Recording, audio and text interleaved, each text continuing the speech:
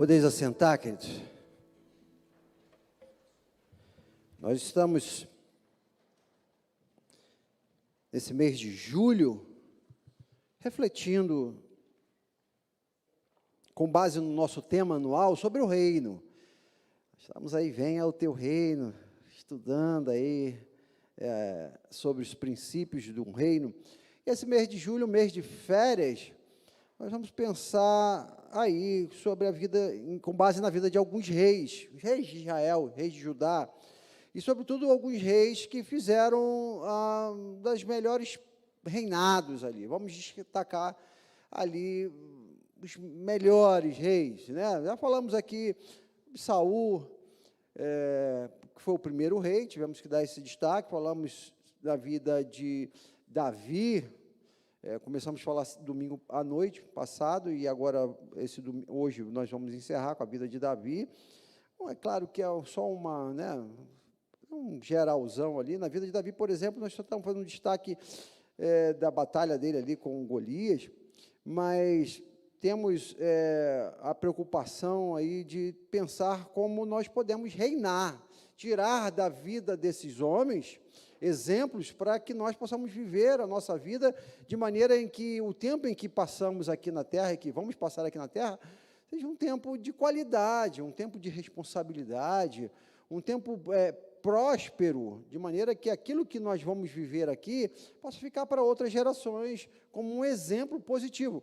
É claro que foram homens lá no passado e viveram momentos bons e ruins, como vimos aqui na quarta-feira. Se você não veio no culto de quarta-feira, e a possibilidade é enorme, porque tinha bem menos pessoas aqui, né, de quarta-feira, veja lá no nosso canal do YouTube a vida do rei Asa, fantástico, um homem que fez algo importante, várias coisas muito importantes no reino de Judá, mas que no final da sua vida, por exemplo, ele adoeceu dos pés, uma doença terrível ali nos seus pés. A Bíblia não diz exatamente o que aconteceu, qual foi a doença, mas o fato é que aquela doença levou a óbito. E uma informação importante ali na vida de Asa é que ele, na sua enfermidade, ele não procurou a Deus, ele buscou os médicos. E falamos aqui sobre isso na quarta-feira, da importância que alguns de nós, do nosso tempo, têm dado à medicina e não a Deus. Claro, a medicina tem o seu papel importante no nosso tempo, sem dúvida. Aliás, sempre teve um papel muito importante, mas fazer um e esquecer do outro foi o grande erro de Asa, principalmente que ele buscou a medicina e não buscou a Deus. Então, nós estamos tirando aqui algumas informações na vida desses grandes homens, e para que a gente possa identificar e trazer para a nossa vida e para a nossa realidade, para a nossa família, aquilo que serve, aquilo que presta, os exemplos positivos. E os exemplos negativos, nós vamos ver o que não fazer, né? E hoje eu convido a você a abrir a sua Bíblia no segundo livro de Crônicas, capítulo 34. Eu queria também destacar aqui, antes de a gente começar a nossa reflexão, sobre esse chamado em que Deus nos traz, e isso está lá em Romanos 5, de reinar em vida. Romanos 5, Paulo ele nos chama a reinar em vida, por meio da graça abundante de Jesus, a uma vida de justiça. Ele nos convida a reinar em vida.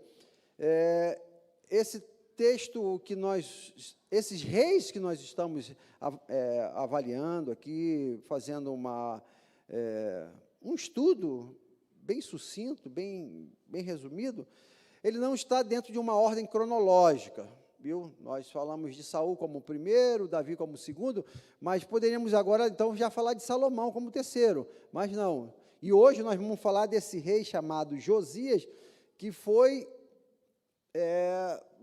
o último rei que trabalhou de forma efetiva ali, produtiva na vida de Judá.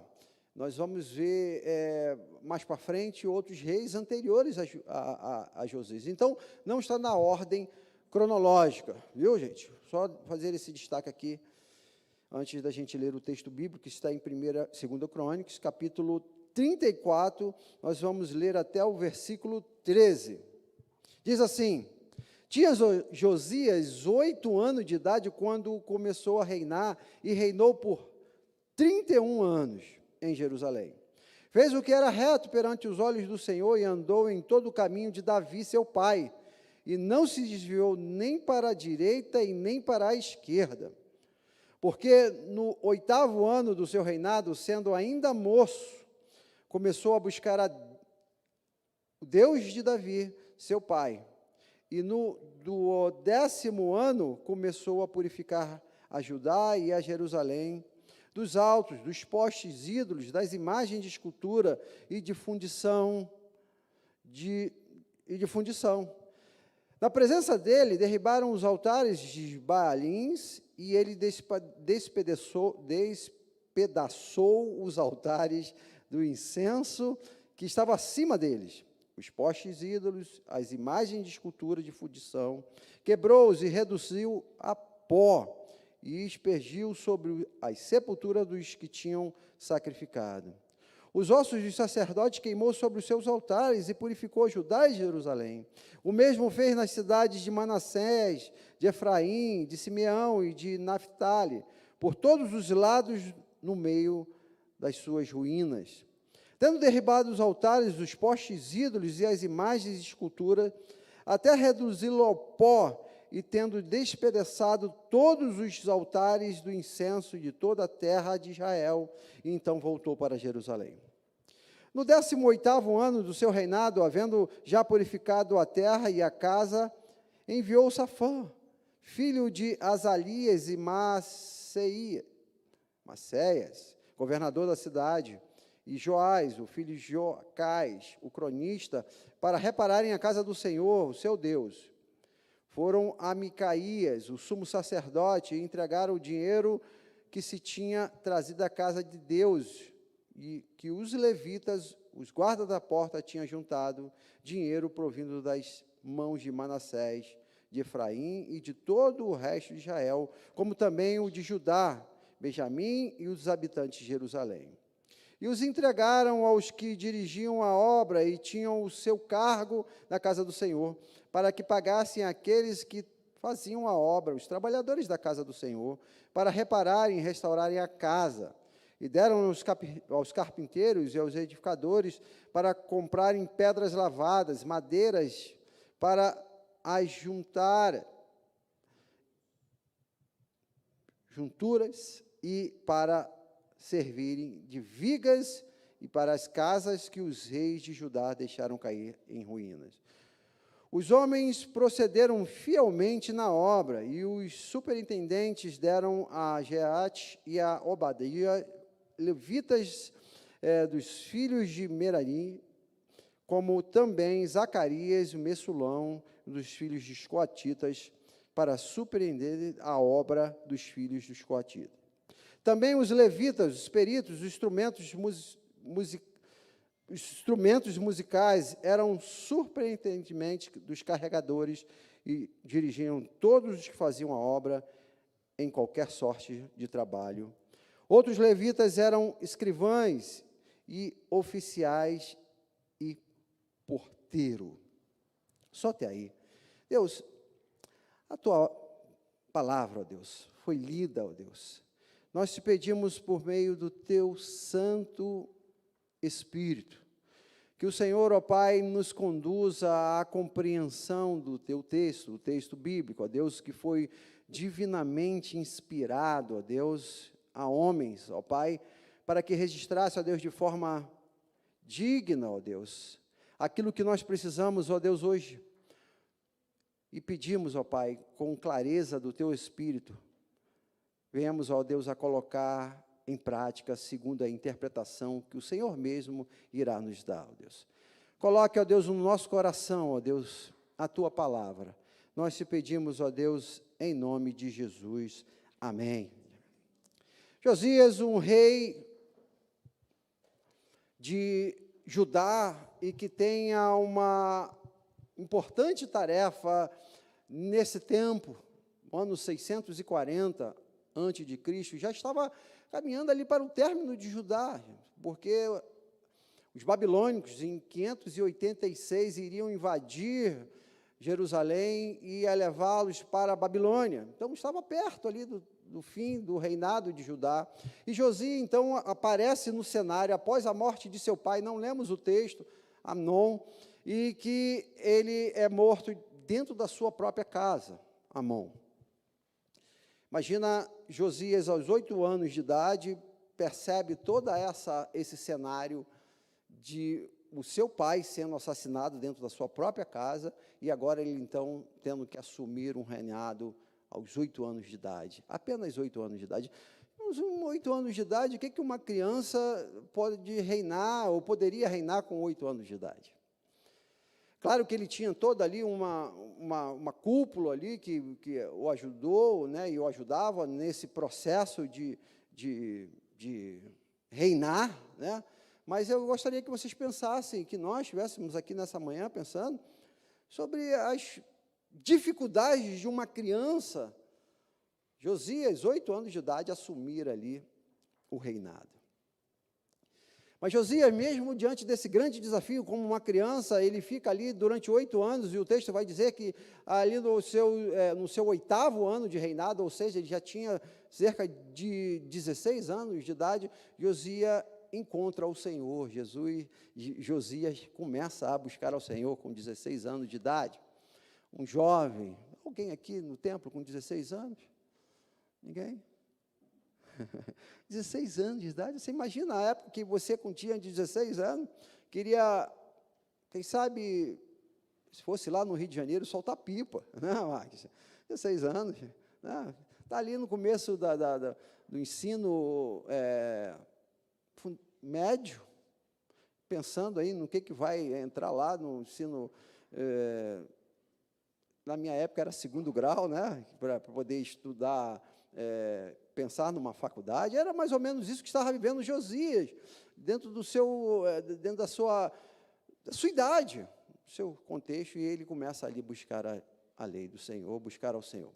Queria destacar aqui, eu queria que a gente pensasse dentro desse contexto, nós estamos pensando em reinar em vida, como é que podemos tomar algumas atitudes à luz do texto, à luz do que Josias viveu, pensando especificamente naquilo que Josias fez ao longo da sua história, que ele fez uma grande reforma, a última reforma em Judá. Como é que nós podemos viver uma reforma na nossa vida, gente? Olha, enquanto eu meditava nesse texto, fazer uma avaliação do nosso ambiente, do nosso momento político em que vivemos, especificamente. O Brasil precisa de uma reforma, não tenha dúvida nenhuma. Uma reforma política, uma reforma econômica, mas, sobretudo, uma reforma espiritual. O nosso país precisa dessa reforma. Ter esse olhar para esse texto, diante aí de uma eleição que vai acontecer daqui a alguns meses. Importante.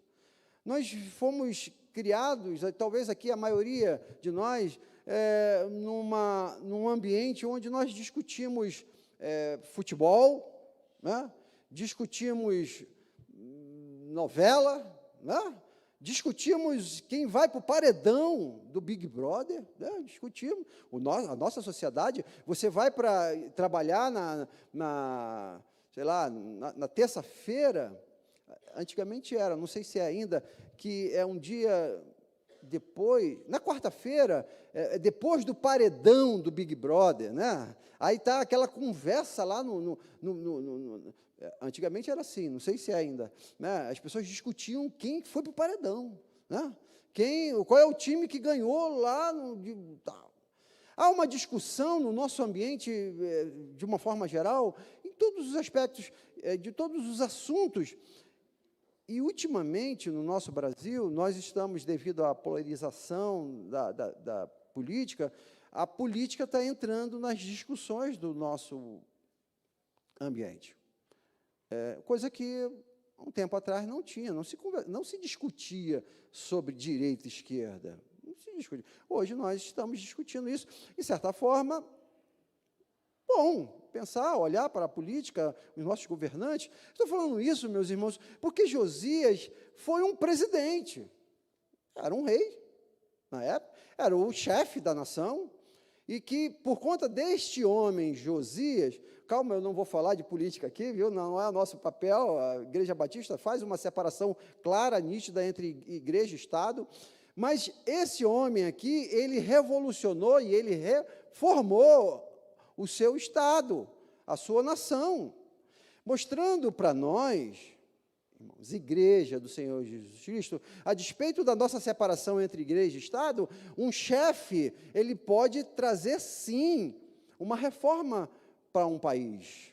Então, é importante que você, ao votar daqui a pouco, em outubro, não é isso? Outubro?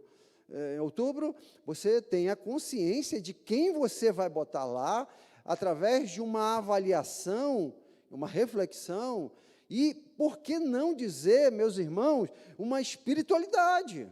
Saber o que este homem que nós vamos botar lá, ou mulher, não sei se tem candidata, ou pré-candidata feminina, não sei ainda, não tenho acompanhado muito essas coisas, mas a quem você vai botar lá em cima é uma pessoa que tenha princípios, como Josias. Josias, ele sucede o seu pai Amon, mas ele sucede também o seu avô Manassés, que foi um dos piores reis de Judá. Josias, ele pega um ambiente político e governamental, vamos assim dizer, péssimo, terrível, de uma influência macabra, vamos dizer assim, uma influência espiritual terrível.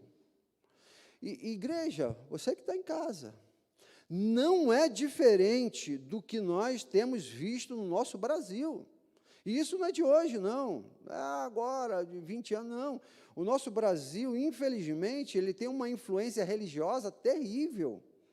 De o que você imaginar, o candidato, isso nós temos visto aí ultimamente, por conta da visibilidade que a mídia tem dado, o candidato, antes de ir lá para a eleição, ele vai no terreiro de macumba, ele vai numa missa, né, católica, ele vai num templo evangélico, ele vai numa mesquita judaica, né,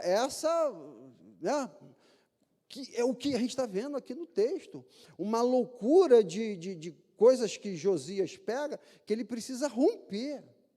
Você olha, primeira coisa para uma reforma que a gente espera no nosso país, é alguém lá em cima, meus irmãos, com um direcionamento de Deus para a vida dele, meus irmãos. É o que você precisa, é o que nós precisamos buscar no candidato. Às vezes a gente parece, não, mas esses crentes são doidos. Não, é o que Josias fez. É a centralidade de Deus no reino. É o que a gente precisa. A gente ponha isso no seu coração, meus irmãos, muito mais do que um bom ministro da agricultura, ou um bom ministro da educação, ou seja lá do que for, a gente precisa de um homem que esteja ali à frente, um homem temente a Deus, seja lá o nome que for. Seja lá o nome que for. Buscar nisso. Quem é um homem temente a Deus? Sei, você faça a sua pesquisa, faça a sua avaliação e coloque lá. E na hora de votar, coloque um Josias para nos reinar. Porque onde vai ser a fonte de busca, de pesquisa, de orientação, de discernimento, de norte para o nosso Brasil, se o nosso chefe, ele está aí cheio de confusões, que era o caso aqui de Manassés e Amon. E todas as vezes que Israel buscou homens de Deus, homens que fizeram reformas espirituais, a nação prosperou. Todas as vezes. E isso não é diferente no Brasil, e isso não é diferente em nenhuma nação do mundo. Toda vez que nós tivermos um governante, homem de Deus, nós teremos uma nação abençoada. E agora, trazendo para a gente aqui, nós como chefes, pais de família, líderes na igreja, talvez pode parecer algo muito óbvio que nós não aceitamos algumas coisas como Manassés, por exemplo, aceitou. Pode parecer óbvio, mas infelizmente isso nem sempre é verdadeiro. Aqui nós vamos ver que Josias, por exemplo, ele precisou fazer uma reforma familiar. Josias, ele precisou fazer uma reforma espiritual. Josias precisou fazer uma reforma aqui também de sentimentos, reformas que alguns acompanhavam a obra de uma forma indiferente. Olha só, nós vamos ver aqui, por exemplo, Josias fazendo a primeira grande reforma é espiritual. Ele quebra com tudo que é possibilidade de idolatria do seu governo. Tudo. Ele quebra lá os postes ídolos, as estruturas, as esculturas fundidas a deuses estrangeiros. A gente pensar num governante, num presidente, num rei, ou num chefe de família, alguém que recebe uma herança cultural de 500 anos, de um povo com uma teologia, no mínimo, complicada. Imagina, foi isso que Josias recebeu aqui, essa herança, e ele rompeu com essa herança. Qual é a teologia que eu e você, meus irmãos, podemos ter recebido dos nossos pais, dos nossos avós? O Brasil, ele sofre uma influência religiosa, católica romana, não tenha dúvida disso, gente, que nós temos uma influência romana sobre o nosso culto, sobre as nossas datas festivas, nós recebemos, cara. Então, o que nos prejudica ou não? Precisamos parar e pensar, fazer uma avaliação dentro daquela cultura que temos recebido há séculos, o que não está na Bíblia, o que pode estar nos afastando de Deus. Mas também recebemos uma influência, não só romana, mas afro também, das culturas africanas. Vocês conhecem a história, recebemos centenas, milhares de pessoas da África e que trouxeram a religião, e por mais que aqui foram evangelizadas, cristianizadas, elas têm dentro do seu bojo, igreja, creia nisso que eu estou dizendo para vocês, nós quando paramos para fazer alguns estudos em algumas doutrinas que nós vimos aí por aí, é muito fácil você perceber algumas orientações que fazem um paralelo, no mínimo, semelhante aí a algumas culturas africanas, cara. Alguns ritos que nós percebemos que têm uma semelhança muito grande. Então, nós precisamos estar atentos se nós não estamos, você, dentro do nosso culto, dentro da nossa oração, dentro da nossa interpretação dos fatos, se nós não estamos recebendo orientações religiosas e espirituais daquilo que não é bíblico, que foi essa reforma que Josias fez. Josias começa tirando toda a influência pagã, espiritual, de uma outra cultura que entrou em Israel por meio de reis, como Manassés e Amon, aqui nesse texto. Então, igreja, uma reforma, ela começa com uma reforma espiritual. O que nós precisamos pensar sobre o nosso culto, que pode ter um viés não bíblico? Essa é a primeira reforma que Josias começa aqui nos trazendo, destruindo esses deuses estranhos. Eu queria citar aqui somente uma deusa, aqui no capítulo que nós lemos de 2 Crônica, capítulo 34, não cita esse exemplo, mas lá em Reis, que conta essa mesma história, vai trazer o nome da deusa Astarote. Astarote é uma deusa, filha de Baal na cultura deles, na cultura religiosa, que era a deusa da lua, a deusa da fertilidade e a deusa da sexualidade. É uma deusa que trazia a informação e o culto voltado para essa área da sexualidade. Talvez hoje, dentro do nosso ambiente aqui, religioso, evangélico, nós sabemos que isso está um pouco fora, tá? Não tem nada a ver com o que a gente acredita, a gente repugna muita orientação dessa área da sexualidade, contrário ao que a Bíblia diz, mas a gente vai ver aí dentro da nossa cultura como a deusa Astarote está fortemente falando e trazendo influências para o nosso tempo. A ideologia de gênero está aí, trabalhando de forma intensiva dentro da sexualidade. Intensiva. Essa cultura estava em Judá e Josias precisou quebrar com isso. Igreja, às vezes a gente pensa assim, não, isso aí é coisa aí do, sei lá, de fulano de tal partido, não, isso é coisa séria, isso é coisa demoníaca, demoníaca, meus irmãos. É coisas que estão no nosso tempo e que Josias rompeu de forma intensa, ele quebrou tudo. Eu não quero fazer parte desse culto a essa deusa que traz essas influências da sexualidade e que estão dentro do templo. Meus irmãos, pasmem, mas eu já tive a oportunidade aqui nesta igreja de precisar confrontar pessoas que tinham a mentalidade dessa postura que está aí hoje, de que a criança vai crescer e ela vai escolher o seu sexo. Aí, aqui dentro desse templo, gente. Então, essa influência da sexualidade do templo lá de Josias está hoje aqui, vocês sabem disso perfeitamente, e que nós precisamos estar atentos para romper com isso. Foi o que Josias fez.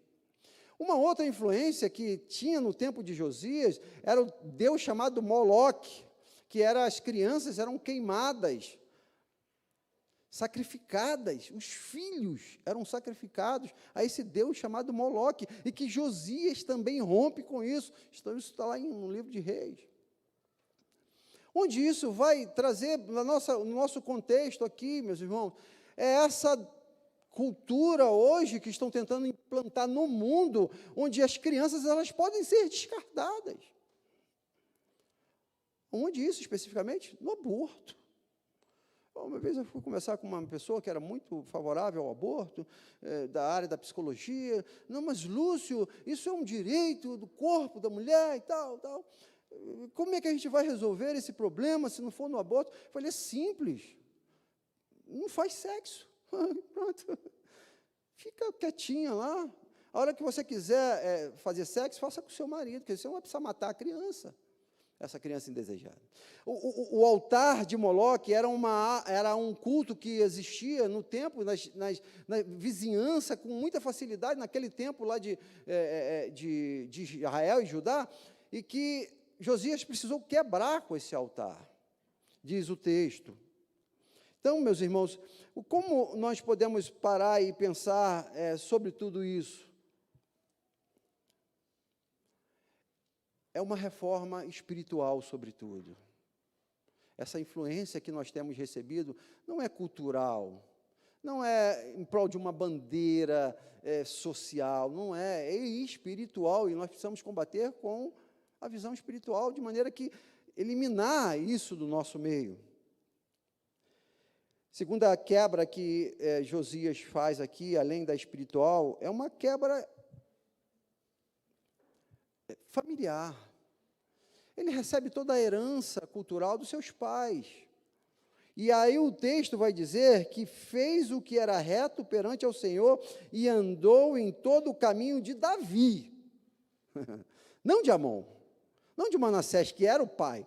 Andou em todo o caminho de Davi, e diz o texto, seu pai. Olha aí que coisa legal. Josias, ele recebe a paternidade, não do seu pai terreno, Amon. Ele recebe a paternidade de seu pai espiritual, que, de certa forma, também estava dentro da sua herança genética, mas ele busca a herança de Davi, da orientação de Davi. Ele quebra com a tradição, ele quebra com a herança que ele recebe do seu pai Amon. Meus irmãos, nós precisamos estar atentos. Eu falei aqui na introdução sobre aquilo que nós temos recebido dos nossos pais, como herança religiosa, como herança cultural, como herança social. financeira. Precisamos estar atentos dessas heranças que nós recebemos familiar. E Josias quebra. Porque nem sempre nós vamos ter a sorte, entenda bem essa palavra sorte, de nascer num lar cristão, onde um pai, ele tinha uma orientação bíblica. Nem sempre. Talvez, se você for buscar fazer uma pesquisa no nosso meio, você vai ver que uma boa parte da geração dos anos, que tem mais de 40 anos na igreja, uma boa parte recebeu uma herança outra, não evangélica, não bíblica, uma outra herança. E que pode estar impregnada, meus irmãos, em pequenos atos de fé nosso. Nós já vimos, você certamente já viu algumas crendices que fazem parte do nosso dia a dia. A gente, como pastor e como líder, né, a gente tem essa preocupação de observar algumas coisas, e a gente percebe com muita facilidade alguns comportamentos que você vê que esse comportamento aqui é um comportamento católico, né? Não necessariamente fazer ali o sinal da cruz, né, mas existem algumas superstições que elas são desse ambiente religioso que a gente está aí no nosso tempo. Pessoas que ficam preocupadas em perceber um gato preto, por exemplo, né? Que está aí no inconsciente coletivo, que a pessoa só não faz o sinal da cruz porque ela se converteu há algum tempo. Ou então passar debaixo de uma escada, né? Não sei aí se você tem essa dificuldade de passar debaixo de uma escada, mas isso tudo está debaixo do consciente nosso, coletivo, e que vem de uma herança religiosa, que você talvez não saiba nem quem te deu, e que você precisa romper. Um chinelo virado, já viu essa? Né? Um chinelo virado, um monte de coisa. Eu estou citando aqui os mais óbvios, mas tem um monte de loucura aí que a gente precisa parar e prestar atenção, e que a gente percebe, às vezes, nas nossas orações, algumas crendices, meus irmãos, que precisam ser rompidas, que nós recebemos de pai, recebemos de herança. Outra coisa que Josias quebra aqui, de uma forma assim intensa, linda, é que no versículo 4 e 7, especificamente no versículo 4, olha, diz assim, e na presença deles, derribaram os altares de Balaíns, despedaçou os altares de incenso, ou seja, Josias, ele foi lá, ele participou de todo o processo, ele esteve presencialmente diante daquela quebradeira toda.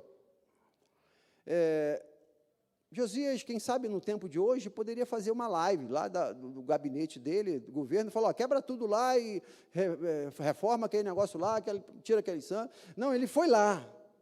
Ele foi lá e falou assim, olha, na minha presença, eu quero estar aqui junto, eu quero ver isso acabar com isso tudo. Isso nos traz uma orientação de que alguns fatores, algumas coisas na nossa vida, nós terceirizamos para que alguém faça isso, sobretudo na vida de nossos filhos. Algumas pessoas estão mandando alguém fazer alguma coisa na vida dos seus filhos. É uma educação.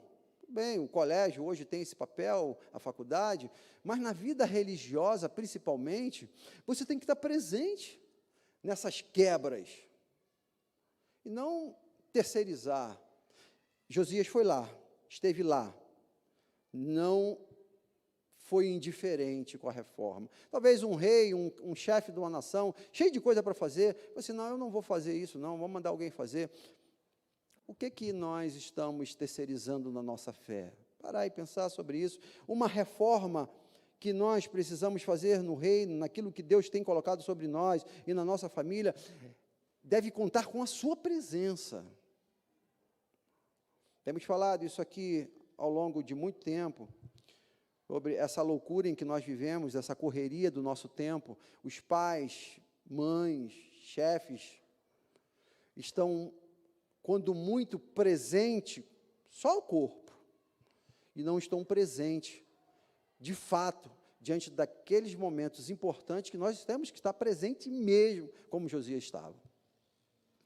Às vezes, no simples ato de se alimentar com a família, à mesa, estamos ali, mas não estamos ali. Alguns momentos em que os filhos chegam com uma demanda, com uma necessidade, estamos ali com o corpo, mas não estamos presentes. A cabeça está com tanto trabalho, com tantas coisas para fazer, não estamos presentes. Josias estava presente, ele fez questão de estar presente, na presença deles. O que está faltando na sua presença? Qual é a área da sua vida e qual é o momento da sua história que você não está presente? Josias quebra de maneira tão intensa e tão forte. O texto vai mostrar que ele reduz ao pó tudo aquilo. Imagina, gente, tinha lá uma imagem, uma escultura, um poste ídolo, ele reduz ao pó, não deixa pedaços. Isso é algo que a Bíblia nos traz, informações aparentemente pequenas e que podem passar assim, você talvez não note com tanta intensidade, mas, olha, Josias falou assim, olha, eu quero que isso seja reduzido a nada. Acabe com isso, qualquer tipo de vestígio disso na vida de vocês. É a informação que nós precisamos trazer diante de toda essa bagagem cultural, espiritual do nosso tempo, precisa ser reduzida ao pó, gente. Acabar completamente. Tem pessoas que ainda que flertam com o passado ou com o pecado. Pessoas que se libertaram ao tempo outrora, sei lá, de um vício, seja lá qual for, mas ainda de vez em quando vão lá e caminham, e olham, e pegam, e desfrutam. Não, mas é só uma vez, é um final de semana, ou só uma olhadinha. Não, ele fala assim, olha, acaba com isso, destrói isso. Não se brinca com o pecado, meus irmãos. O pecado ele precisa ser destruído completamente. A Bíblia vai mostrar isso de alguns povos lá no Antigo Testamento, onde Deus mandava o povo de Israel entrar e reduzir aquela cidade, queimar, mata todo mundo, acaba com tudo. Porque se você deixar algum vestígio aí, esse vestígio vai te trazer à memória, vai suscitar alguma coisa em você. Então reduz. Josias reduziu ao pó. O que precisa na nossa vida, nessa igreja, no nosso Brasil, ser reduzido ao pó, ser eliminado completamente, acabar de vez, meus irmãos? Uma área é a corrupção. O nosso Brasil é um país tão rico, tão abençoado, não basta roubar menos, gente. Precisa acabar com esse negócio na nossa nação, em nome de Jesus, e não só na nossa nação, mas na nossa casa, no nosso culto, na nossa igreja, na nossa família. As coisas precisam ser tiradas definitivamente. A gente vai falar isso hoje à noite aqui. Permita-me à noite repetir para você. Davi, quando ele mata Golias, acabou. Ele vai lá e arranca a cabeça do Golias. Eu não quero deixar a possibilidade desse cara levantar. Acabou. Algumas coisas na nossa vida, elas ainda continuam ali, um pedaço. Aí, a depender da situação, aquele pedaço pode se juntar a outro pedaço, e a outro pedaço, e daqui a pouco aquilo voltar. Josias quebra tudo ao máximo. Outra orientação que eu gostaria de já caminhando aqui para o nosso término da nossa reflexão, essa grande reforma espiritual é o primeiro passo que eu queria que você colocasse na sua cabeça e fizesse essa avaliação profunda, precisa, meus irmãos. Não brinque com a espiritualidade, não brinque. Em nome de Jesus, tanto na sua casa quanto no nosso Brasil. Imagina o dia que nós tivermos um governo como um governo que nós vivemos. Claro, é difícil, sem homens, sempre falhos, mas um governo onde que o chefe da nossa nação busca de fato, a Deus e quebra tudo que é ruim da nossa nação. Imagina, cara, um Brasil que verdadeiramente adora ao Senhor. É isso que Josias busca aqui. E a segunda coisa que Josias vem aqui é o seu olhar para o templo. Queria fazer só um pequeno destaque da nossa realidade. Uma vida espiritual, de uma nação espiritual, de um povo espiritual, de uma família espiritual, passa pela instrumentalidade da igreja, do templo. Josias manda reparar o templo. No verso 8 diz, no 18º do seu reinado, 18º ano do seu reinado, havendo já purificado a terra e a casa, enviou Safã, filho de Azarias, governador da cidade, a Joá, filho de Joacás, o cronista, para repararem a casa do Senhor, seu Deus. Fazendo algo bem pontual para o que nós vivemos aqui no Cruzeiro. Esse lugar aqui, meus irmãos, essa casa aqui, ela requer cuidado, gente. A gente entrou por uma mentalidade espiritual dos nossos tempos aí, muito perigosa. A gente fala assim, não, Deus agora não habita mais em templo, né? Isso está na Bíblia, lá em Atos, né? Capítulo, se não me engano, 7,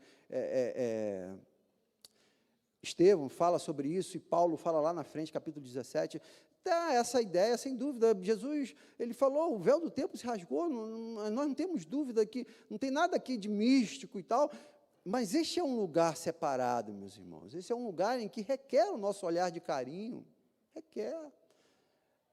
E para alguns, a igreja não precisa mais de templo, eu vou fazer o meu culto, sei lá, online agora, né? Vou fazer agora tem uma tal de meta aí, né? Meta não sei o quê, uma igreja, meta o quê, mãe? Metaverso, que é fica ligado, que é já a próxima igreja, é metaverso aí, você vai entrar lá no holograma, lá alguma coisa muito doida, já tem igreja já com isso. Então, ter cuidado, porque esse ambiente aqui, é um ambiente, meus irmãos, eu vou botar aqui, né, com todo o cuidado que requer isso, é um ambiente sagrado, é um lugar sagrado, onde a palavra de Deus é lida, pregada, onde nós louvamos a Deus em comunhão com os irmãos, requer esses reparos, e a casa, como foi reparada lá com Josias, hoje ainda requer alguns reparos físicos, sim, cara. Como é que isso é feito? O texto vai mostrar que lá Josias, nós lemos o texto aqui, Josias se preocupa ali com a arrecadação de recursos, mesmo. Isso é através do dízimo e da oferta, mesmo. Tem como reparar o templo, esse lugar em que nós estamos aqui protegidos pelo sol, por exemplo, agora, e daqui a pouco a chuva? Sei lá, com oração. Eu vou ficar orando aqui. É um dízimo e oferta, é um olhar que nós, como Josias teve, nós temos que ter também, meus irmãos. É o zelo pela casa do Senhor. Esse banco, ele foi construído, alguém pagou por esse banco para você estar sentado. Essa luz, a gente paga lá na SEB, CAEV, Neo Energia, mudou o nome. Mudou. Então, a gente paga lá todo mês, é necessário, o texto mostra, é importante, a pessoa fala, não, mas isso o dízimo é coisa do Antigo Testamento, mas o que eu faço, então, para pagar a luz no Novo Testamento? Me fala, me conta aí, que eu dou. Chegar lá na Neoenergia, eu vou orar lá, né? Então, é importante a gente ter esse cuidado, com esse reparo da casa do Senhor, porque se a gente não cuidar, estamos aqui fazendo essa reforma, queremos botar um banco mais macio, isso é através desse olhar que nós temos que ter, de cuidado, de carinho, de zelo pela casa do Senhor, meus irmãos. E isso é com vocês, com a igreja, os servos. Lá tinha dinheiro, lá que procuraram lá, alguém deu. Quem deu esse dinheiro? Os servos. É só esse pequeno destaque aqui, que o texto nos mostra, de ter esse olhar para a casa do Senhor. Nós gostamos de vir para a igreja, é ótimo vir para a igreja. Esse culto sendo transmitido pela internet, tudo isso é um custo. É um custo, óbvio que é um custo. E quem paga isso? O governo? Não é o GDF que paga isso. Não é o governo federal. Não é o município, é o crente, é você, eu, através do nosso dízimo, da nossa oferta. E, por último, não menos importante, talvez, o mais importante, é que dentro desse olhar de reforma espiritual, familiar, essa reforma presencial que Josias fez lá, no primeiro tópico que nós vimos, essa reforma física do templo, Josias se encontra com um livro, com a Bíblia. Alguns comentaristas vão dizer que ele se encontrou com parte do livro, né? Talvez, muito provavelmente, o livro de Deuteronômio. Mas esse encontro com a Bíblia que eu queria encerrar aqui a nossa reflexão nessa manhã. Esse encontro que é tão óbvio, depois da Reforma Protestante de 1517, Martinho Lutero, fixou as 95 teses da parede da igreja de Wittenberg, na Alemanha. Ficou tão claro, só as Escrituras, nós sabemos disso. Mas que, infelizmente, assim como o livro foi achado lá, se foi achado, é porque estava perdido. Hoje, algumas Bíblias estão perdidas dentro das nossas casas. Não, Algumas Bíblias, e ouso dizer, estão perdidas nos nossos púlpitos. Estão perdidas. E aí, para essa reforma de fato acontecer, onde foi o clímax dessa reforma, foi quando achou o livro. Porque quando achou o livro, ele leu o livro, e ao ler o livro, Josias se arrependeu, rasgou as suas vestes. Houve arrependimento e mudança ao contato com esse livro sagrado. E que é isso que nós estamos fazendo aqui hoje, é a tese principal do culto de domingo pela manhã, a escola bíblica dominical, é a leitura da Bíblia, é o estudo da Bíblia, é conhecer a Bíblia, para que a Bíblia nos mude, não mais agora as paredes, não mais agora simplesmente algumas coisas culturais que estão por aí, não, mas algo interno, que foi o que aconteceu com a vida de Josias e daquele povo. Aquele povo se converteu verdadeiramente. Ele rasga o seu manto sagrado ali, sacerdotal não, do seu rei, do seu reino, e se humilha diante da leitura daquele livro. E eu queria encerrar te perguntando, você tem achado a Bíblia diante desse processo de reino na sua vida? Reinar verdadeiramente é reinar com as orientações bíblicas, gente. Estamos vivendo um tempo tão esquisito, de tantas informações que aparecem no nosso tempo devido ao crescimento tecnológico da ciência, onde a Bíblia, em alguns casos, e no nosso Brasil, um país dito cristão, a Bíblia tem encontrado uma grande resistência para ser lida e para ser falada, ou até mesmo discutida. Não, isso é coisa de religião, isso é coisa de... É a Bíblia que vai nortear os nossos passos, a criação dos nossos filhos, a nossa adoração a Deus, é a Bíblia. Então, parar para pensar em como aconteceu aqui, entre aspas aqui, muitas aspas, viu, gente? O acaso fez aquela Bíblia aparecer ali do nada. Eles estavam, quem sabe, carregando um banco para lá, ou tirando um carpete, aí a Bíblia. Talvez é isso que isso acontecer na vida de alguns, talvez alguém que está em casa, de encontrar essa Bíblia na sua vida verdadeiramente e ler. E após a leitura e o encontro com a palavra de Deus, ter a sua vida transformada. E não somente a sua vida transformada, porque a partir daí a reforma ela entrou para o povo todo. Nós não lemos o texto, mas leia até o capítulo 35. O encontro com a palavra. E eu queria encerrar fazendo essa pergunta a você. Como é que está a sua leitura bíblica? Quanto tempo você passa lendo a Bíblia durante o dia? Você e Deus, responde aí para Ele. Permita-me trazer aqui vocês uma informação pessoal, um testemunho da minha vida. Começo desse ano eu li um livro chamado Mentores Segundo o Coração de Deus. Eu indico aqui para todos vocês, já falei isso aqui no púlpito durante esse ano. Mentores Segundo o Coração de Deus, é de Wayne Cordeiro, um homem fantástico, um crente de verdade, escritor excepcional. Ele traz a ideia de que nós precisamos de mentores na vida. E esses mentores, que a ideia desse livro que ele traz, que sejam os mentores, homens de Deus que estão na Bíblia.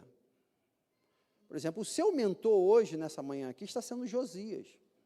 Não é o pastor Lúcio Flávio, não é o meu pai da fé, não é... Tudo bem, a gente deve ter esses tipos de mentores aqui na terra, sem dúvida nenhuma, pessoas que vão caminhar contigo, pais na fé, a Bíblia fala isso, o apóstolo Paulo fala sobre isso, mas esse livro, Mentores Segundo o Coração de Deus, traz essa importância de você ter ali, na sua caminhada, durante o dia, vou começar o meu dia, vou buscar uma mentoria de Ruth, por exemplo. Ruth hoje vai ser a minha mentora, ou quem sabe a fidelidade numa amizade. Eu vou buscar a mentoria de Salomão, eu vou buscar a mentoria de Pedro, eu vou buscar a mentoria. E por meio da leitura desse livro, eu tive a felicidade de colocar na minha vida uma meta, que eu busco atingi-la. diariamente. São 10 capítulos da Bíblia por dia. Sei que isso é bem pessoal, não estou falando para você fazer isso. Você pode fazer um capítulo, um versículo, mas busque a mentoria de Deus na sua vida através da Bíblia. Busque isso, cara. Não negocie esse encontro com a palavra de Deus. Não é possível que 5 minutos do seu tempo, ou antes do almoço, ou depois do almoço, ou antes de dormir, ou depois... Você não vai encontrar um tempo a se encontrar com a lei do Senhor. Não é possível, gente. E isso, quando não acontece, creia, isso que eu vou falar com vocês, é porque a Bíblia está perdida dentro desse templo. Talvez empoeirada, talvez negligenciada de uma forma consciente. A leitura da Bíblia é difícil, pastor, tem textos ali que hoje tem tantas ferramentas para você, tem Bíblias de uma linguagem mais simples, por exemplo. A nova linguagem, a nova tradução da linguagem de hoje, ajuda. Tem o quê? Não estou entendendo. King James também, né? Tem a versão transformadora, excelente, gente. Enfim, não deixe a Bíblia esquecida. A grande reforma chega ao ápice. Eu queria te desafiar a você voltar para alguns aqui, a leitura bíblica, sistemática, compromissada, séria, que traz arrependimento e mudança de vida. Leia um capítulo por dia, cara. Você já leu a Bíblia toda? Crentes de 20, 30, 40 anos não leram o Novo Testamento todo ainda. Estão como esse povo de Josias. A Bíblia é esquecida. Precisamos de uma reforma onde as influências espirituais elas sejam retiradas e chegam ao pó.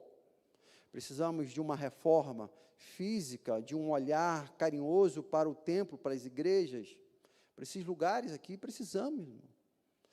Eu tenho falado aqui nessa igreja, nós temos sonhado como liderança de um novo templo aqui, um lugar, um espaço maior, um banco mais confortável. Isso é sonho, é a reforma do templo.